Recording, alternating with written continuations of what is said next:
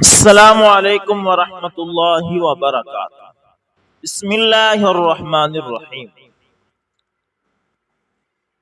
دوستو، اسلام کی آمد سے پہلے ایک چھوٹا لڑکا بھاگتا ہوا شیونا، جو کہ ایران کا مفکر تھا، اس کے پاس آیا اور کہنے لگا کہ میری ماں نے فیصلہ کیا ہے کہ معبد کے کاہن کے کہنے پر عظیم بت کے قدموں پر میری چھوٹی معصوم سی بہن کو قربان کر دے گی۔ آپ مہربانی کر کے اس کی جان بچا دیں۔ شیونا لڑکے کے ساتھ فوراً معبد میں پہنچا اور کیا دیکھتا ہے کہ عورت نے بچی کے ہاتھ پاؤں رسیوں سے جکڑ لیے ہیں اور چھری ہاتھ میں پکڑے آنکھ بند کیے کچھ پڑھ رہی ہے۔ بہت سے لوگ اس عورت کے گرد جمع تھے اور بت خانے کا کاہن بڑے فخر سے بت کے قریب ایک بڑے پتھر پر بیٹھا یہ سب کچھ دیکھ رہا تھا۔ شیونا جب عورت کے قریب پہنچا تو دیکھا کہ اسے اپنی بیٹی سے بے پناہ محبت ہے اور وہ بار بار اس کو گلے لگا کر والہانہ چوم رہی ہے، مگر اس کے باوجود معبد کدے کے بت کی خوشنودی کے لیے اس کی قربانی بھی دینا چاہتی ہے۔ شیونا نے اس سے پوچھا کہ وہ کیوں اپنی بیٹی کو قربان کرنا چاہ رہی ہے۔ عورت نے جواب دیا، کاہن نے مجھے ہدایت کی ہے کہ میں معبد کے بت کی خوشنودی کے لیے اپنی عزیز ترین ہستی کو قربان کر دوں تاکہ میری زندگی کی مشکلات ہمیشہ کے لیے ختم ہو جائیں۔ شیونا نے مسکرا کر کہا، مگر یہ بچی تمہاری عزیز ترین ہستی تھوڑی ہے، اسے تو تم نے ہلاک کرنے کا ارادہ کیا ہے۔ تمہاری جو ہستی سب سے زیادہ عزیز ہے وہ تو پتھر پر بیٹھا یہ کاہن ہے کہ جس کے کہنے پر تم ایک پھول سی معصوم بچی کی جان لینے پر تل گئی ہو۔ یہ بت احمق نہیں ہے، وہ تمہارے عزیز ترین ہستی کی قربانی چاہتا ہے۔ تم نے اگر کاہن کی بجائے غلطی سے اپنی بیٹی قربان کر دی تو یہ نہ ہو کہ بت تم سے مزید خفا ہو جائے اور تمہاری زندگی کو جہنم بنا دے۔ عورت نے تھوڑی دیر سوچنے کے بعد بچی کے ہاتھ پاؤں کھول دیے اور چھری ہاتھ میں لے کر کاہن کی طرف دوڑی، مگر وہ پہلے ہی وہاں سے جا چکا تھا۔ کہتے ہیں کہ اس دن کے بعد سے وہ کاہن اس علاقے میں پھر کبھی نہ آیا۔ تو اس دنیا میں صرف آگاہی علم کو فضیلت حاصل ہے، اور جس دن جہالت کیا ہے یہ سمجھ آ جائے گی، اس دن ہم اپنے کہنوں کو پہچان جائیں گے اور ہمارے تمام مسائل حل ہو جائیں گے۔ اللہ اکبر۔ دوستو، اس طرح ملک شام میں ایک بزرگ تھے، ان کے پاس ایک شخص آیا اور عرض کی، یا شیخ، مجھے کوئی ورد یا کوئی عمل بتائیں کہ مجھے آقا کریم صلی اللہ علیہ وسلم کا دیدار نصیب ہو جائے۔ بزرگ نے کہا، آج ایسا کرو، رات کا کھانا میرے گھر میں آ کر کھانا، انشاءاللہ تمہیں ایک ایسا نسخہ دوں گا جس سے تمہیں آقا کریم صلی اللہ علیہ وسلم کا دیدار حاصل ہو جائے گا۔ بزرگ نے کہا، آج رات لازمی آنا۔ رات کے وقت شیخ صاحب نے کھانے کا اہتمام کیا اور وہ شخص حاضر ہوا۔ کھانا لایا جاتا ہے، کھانا شروع ہوتا ہے۔ کھانا کچھ ایسا ہوتا ہے کہ اس میں بہت زیادہ نمک ڈال دیا جاتا ہے، نمک بھی ڈال دیا جاتا ہے اور پانی بھی نہیں دیا جاتا۔ نمک اتنا زیادہ تھا اور پانی بھی نہیں دیا۔ اب ادباً شیخ کے ادب میں پانی بھی طلب نہیں کیا۔ کھانا ختم کرنے کے بعد اس شخص نے شیخ سے کہا، شیخ صاحب، آپ نے وعدہ فرمایا تھا میں ورد یا عمل دوں گا جس سے آقا کریم صلی اللہ علیہ وسلم کا دیدار نصیب ہو جائے گا، وہ نسخہ تو عطا کریں۔ شیخ صاحب نے کہا، آج گھر جاؤ اور جاتے ہی سو جانا اور پانی نہیں پینا۔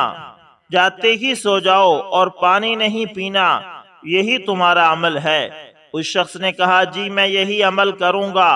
وہ گھر جاتا ہے اور جا کر بغیر پانی پیے سو جاتا ہے اور صبح اٹھ کر فجر کی نماز شیخ صاحب کے پیچھے ادا کرتا ہے اور شیخ صاحب سے پوچھتا ہے، آپ نے کہا تھا گھر جا کر پانی پیے بنا سو جاؤ، آقا کریم صلی اللہ علیہ وسلم کا دیدار ہو جائے گا۔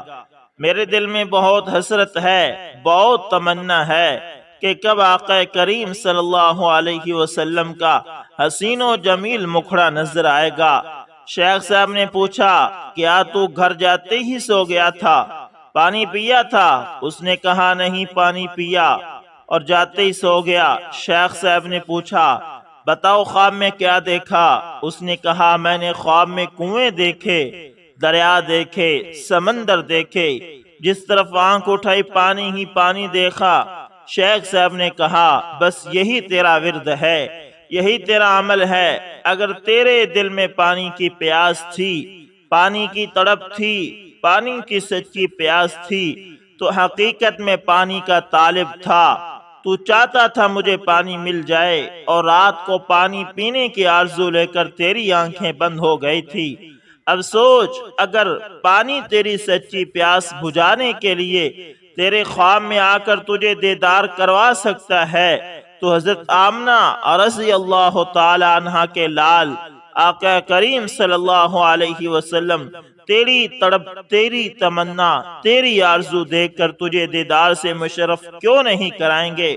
تو سچی تڑپ پیدا کر، تو کر تو صحیح، تو آرزو پیدا کر، تو سچی چاہت پیدا تو کر، تیرے اندر خواہش پیدا تو ہو، تیرے اندر حقیقی تمنائیں تو مچلیں تو صحیح۔ ویسے تیرے دل میں تمنا ہے، آقا کریم صلی اللہ علیہ وسلم کے دیدار کا تمنائی بھی تو ہے، آقا کریم صلی اللہ علیہ وسلم کا آرزو مند بھی ہے، تو کبھی دل کی دنیا کو پاک کر کے دیکھ، دل کی دنیا کو صاف کر کے دیکھ۔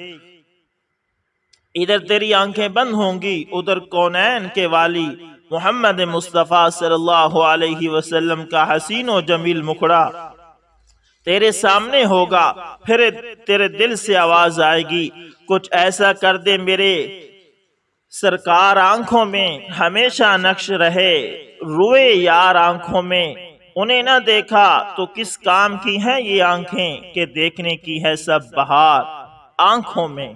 اللہ اکبر، اللہ اکبر۔ اس سچ بھی یہی ہے کہ ہم دعوے تو بہت کرتے ہیں لیکن کرتے کچھ بھی نہیں۔ دوستو اسی طرح موت کی آخری ہچکی کا منتظر وجود بستر پر پڑا تھا۔ اس کی آنکھوں کے سامنے ماضی گھوم رہا تھا جب وہ ایک کڑیل جوان تھا، خوب محنت کرتا تھا۔ جب بھی ماں یا بیوی اس سے کہتے تھے سب مزدور 8-9 گھنٹے کام کرتے ہیں، تم 13 گھنٹے کام کرتے ہو، اتنی جان مارنے سے صحت خراب ہو جائے گی، تو وہ مسکرا دیتا تھا۔ وہ مسکراتے ہوئے جواب دیتا، جب میری سکول جانے کی عمر تھی تب میری ماں کے پاس اتنا پیسہ بھی نہیں تھا کہ مجھے کھلا سکے یا میری پسند کا کپڑا پہنا سکے۔ میری غربت کا یہ عالم تھا کہ بچپن کی عیدوں پر میری ماں مجھے کمرے میں 3 دن قید رکھتی تھی تاکہ بچوں کے ساتھ نہ کھیل سکوں، نہ مل سکوں، کیونکہ بچوں کی دیکھا دیکھی میں بھی نئے کپڑوں اور جوتوں کی ضد کرتا تھا، اور میری ضد کو پورا کرنا میری ماں کے بس کی بات نہیں ہوتی تھی۔ لہذا آسان حل یہ ہوتا تھا کہ مجھے 3-4 دن کے لیے کمرے یا زیادہ سے زیادہ گھر میں قید کر دیا جاتا تھا۔ عید آتی تھی، گزر جاتی تھی اور مجھے کانوں کان خبر تک نہیں ہوتی تھی۔ جب اپنے ہم عمر بچوں کو سکول جاتے ہوئے دیکھتا تو میں بھی سکول جانے کی ضد کرتا تھا۔ میری اس ضد کو پورا کرنے کا کلیہ بھی میری والدہ نے اپنا رکھا تھا۔ وہ مجھے اپنے ساتھ سکول لے جاتی اور ماسٹر سے کہتی اسے 2 ڈنڈے لگا دیں۔ سکول ماسٹر مجھے گردن سے پکڑ کر مرغا بناتا اور 2 ڈنڈے مجھے لگا دیتا۔ میں روتے بلکتے ہوئے ماں سے لپٹ جاتا جو دوسری طرف منہ کر کے کھڑی ہوتی تھی۔ یقیناً مجھے تکلیف سہتے ہوئے میری ماں نہیں دے سکتی تھی، اسی لیے جب ماسٹر ڈنڈے مارتا تھا تو دوسری طرف دیکھنے لگتی تھی۔ مجھے ڈنڈے مروانا میری ماں کی مجبوری تھی۔ کیونکہ اگر مجھے ڈنڈے نہ پڑتے تو میں سکول جانے کی ضد کرتا، اور سکول یونیفارم، کتابیں، جوتے وغیرہ کے اخراجات دینا میری ماں کی حیثیت نہ تھی، اور یہ حقیقت سمجھ لینے کی میری عمر نہ تھی۔ لہذا آسان حل یہ تھا کہ میری ماں ماسٹر صاحب کو کہتی اور ماسٹر صاحب مجھے ڈنڈے مار دیتے اور بتاتے سکول آئیں تو یہ لازم کھانے پڑتے ہیں۔ یوں میں سکول سے متنفر ہو جاتا تھا۔ جب میں نے حالات کو سمجھا تب تک بہت دیر ہو چکی تھی۔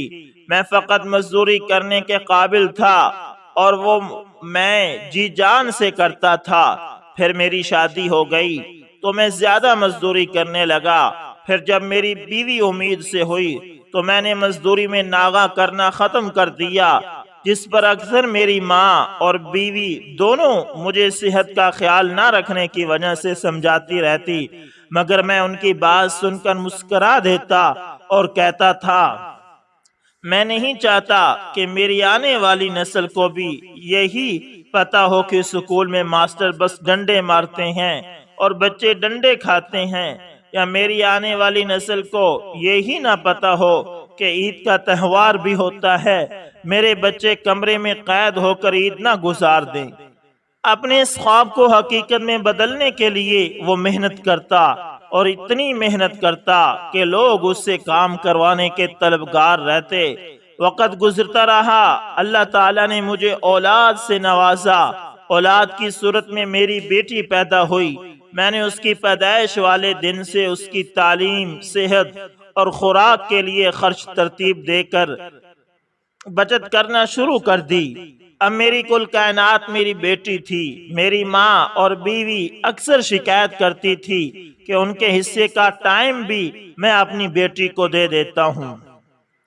میرے پاس ان کے شکووں کا کوئی جواب نہیں ہوتا تھا۔ میں بس مختصراً کہہ دیتا بیٹی رب کی رحمت ہے اور میں رب کی رحمت تلے رہ کر خوش رہتا ہوں۔ وقت گزرتا رہا، میری بیوی دوسری بار امید سے ہوئی، مگر دوران زچگی وہ اور بچہ دونوں فوت ہو جاتے ہیں۔ دکھ کی اس گھڑی میں بھی میں اپنی بیٹی کو دیے جانے والے پیار میں کوئی کمی نہیں آنے دیتا۔ جب میں اپنی بیوی کو دفنا کر آیا تو میری بیٹی نے سینکڑوں سوال پوچھے۔ جب قبر کے متعلق پوچھتے پوچھتے ڈر گئی تو کہنے لگی بابا میں آپ کے ساتھ قبر میں جاؤں گی۔ میں نے اپنی بیٹی کا ماتھا چوم کر کہا کہ میں تمہیں قبر میں اتار کر اس دنیا میں رہ بھی نہیں پاؤں گا، تم سے پہلے قبر میں اتروں گا۔ میری بیٹی علم حاصل کرتے ہوئے جوان ہوتی ہے۔ اس کی ماں کی فرائض اس کے لیے میری ماں ادا کرتی رہی، اور جب اس کی تعلیم مکمل ہوتی ہے تو میری ماں بھی چل بستی ہے۔ جس دن میری ماں فوت ہوتی ہے اسی دن میری بیٹی کو پنجاب بینک میں ملازمت مل جاتی ہے۔ مجھے یقین کریں ماں کی موت سے زیادہ اللہ اکبر دوستو مجھے یقین کریں کہ ماں کی موت سے زیادہ بیٹی کی کامیابی کی خوشی ہوتی ہے، مگر میری بیٹی کی پہلی کامیابی ہی میرے لیے زوال کی وجہ بن جاتی ہے۔ مجھے فالج اٹیک ہوتا ہے اور میں بستر کا ہو کر رہ جاتا ہوں۔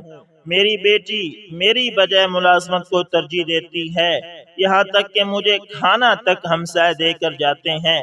وقت مزید گزرتا رہا، میری بیٹی کی دوستی لڑکوں سے ہو جاتی ہے اور لڑکے ساری رات آ کر میرے گھر میں رہتے ہیں، پارٹی کے نام پر فحاشی کرتے ہیں۔ میں خیر خبر لینے کے لیے آنے والے اہل محلہ سے کہتا ہوں کہ میری بیٹی کو سمجھائیں، اور ساتھ ہی بچی کے لیے کوئی مناسب رشتہ دیکھنے کا کہتا ہوں۔ جب شادی کے متعلق اپنی بیٹی سے بات کرتا ہوں تو وہ ہتھے سے اکھڑ جاتی ہے۔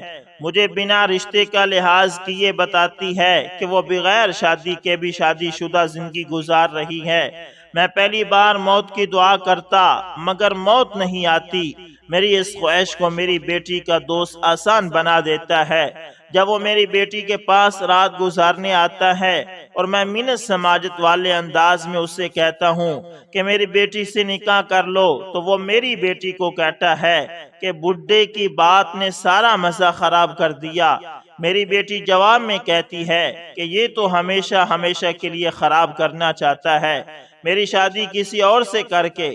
اس پر میری بیٹی کا دوست اسے مشورہ دیتا ہے کہ کباب میں آنے والی ہڈی کو آج ہمیشہ کے لیے نکال دیتے ہیں۔ میری بیٹی اس کی ہاں میں ہاں ملاتی ہے اور ساتھ ہی وہ کسی میڈیکل کی فیلڈ سے وابستہ دوست کو کال کر کے ساری بات سمجھاتا ہے۔ اس کا ڈاکٹر دوست آتا ہے اور بنا سوچے سمجھے مجھے انجیکشن لگا دیتا ہے۔ مجھے لگایا کہ انجیکشن میری موت ہے۔ میری دل کی دھڑکن گھٹ رہی ہے، میں تکلیف سے کرا رہا ہوں۔